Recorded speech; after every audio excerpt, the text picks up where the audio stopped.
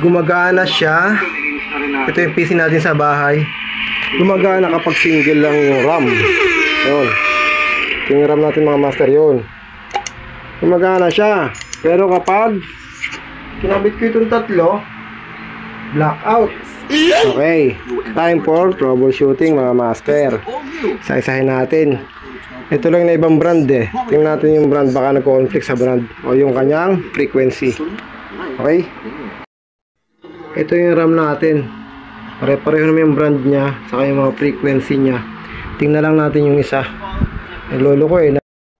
Ngayon testingin natin, nakakabit yung 4 na RAM natin. Yung tatlo pare-parehong brand, yung isang maliit na iba lang ng brand. Okay, testing natin kung ano magiging result.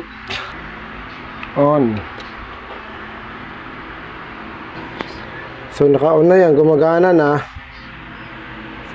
Natin magka-display. Nag-on ang keyboard natin, may display na, o ba? Na-detect na yun. Okay na. Wow! So okay na, na-detect na. Ito na yung RAM natin, kita na 20 gig. Mekas mo na yan. Malabo. So 20 gig na yung RAM natin, nakita na, okay na. Tatlong 4 gig saka isang 8 gig. Good, sana magtuloy-tuloy.